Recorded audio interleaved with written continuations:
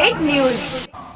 महाराष्ट्र शासनाने प्रतिबंधित केलेल्या गुटख्याची वाहतूक करताना चाळीसगाव शहर पोलिसांनी केलेल्या कारवाईत नागदच्या व्यापाराचा सुमारे 7,19,029 रुपये किमतीचा गुटखा पकडला आहे।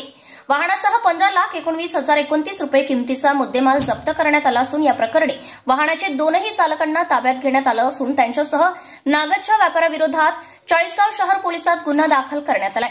चाळीसगाव शहरातून प्रतिबंधित गुटख्याची तस्करी होत असल्याची गोपनीय माहिती मिळाल्यावरनं चाळीसगाव शहर पोलीस स्टेशनचे निरीक्षक अमित कुमार मनेर यांच्या मार्गदर्शनाखाली उपनिरीक्षक संदीप घुले, पोलीस कॉन्स्टेबल आशुतोष सोनावणे, रवींद्र बच्छे व गुन्हे शोध पथकाने बुधवारी सकाळी 7च्या सुमारास हिरापूर रोडवर राष्ट्रीय महाविद्यालयाजवळ वाहनांच्या तपासणी करण्याच्या हेतूने MH41 AU 3210 हे महिंद्रा पिकअप वाहन अडवले असता या वाहनात ताडपत्रीने झाकून ठेवलेला सुगंधित पान मसाला, सुगंधित तंबाखू असा साठा मिळून आला।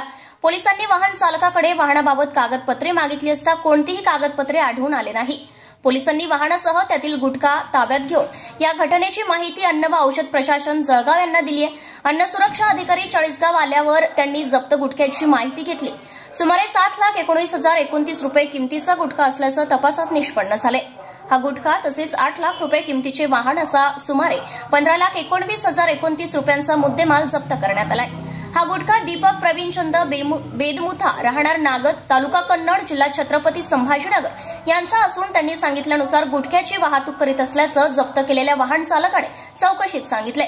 या जप्त गुटख्याची मानवी सेवनाकरिता विक्रीसाठी वाहतूक करणाऱ्या वाहन चालक सलीम मुनीर खान राहणार ग्रीन पार्क, जारगाव, चौफुली, पाचोरा, अरबाज इब्राहिम पठाण राहणार सार्वे, तालुका पाचोरा व गुटख्याचा पुरवठादार दीपक प्रवीणचंद बेदमुथा उर्फ जैन नागद, तालुका कन्नड या तिघांच्या विरोधात अन्न व औषध प्रशासन जळगावचे अन्न सुरक्षा अधिकारी शरद मधुकर पवार यांनी दिलेल्या फिर्यादीवरनं चाळीसगाव शहर पोलीस स्टेशनला अन्न सुरक्षा व मानके कायदा 2006 चे कलम 26(2)I, 26(2)IV, 27(1), 27(3)D, 27(3)E18, 18 सहवचन कलम 3I, ZZV व कलम 30(2)(1) तसेच भारतीय न्याय संहितेच्या कलम 123, 223, 274, 275 चे उल्लंघन केल्याप्रकरणी गुन्हा दाखल करण्यात आलाय।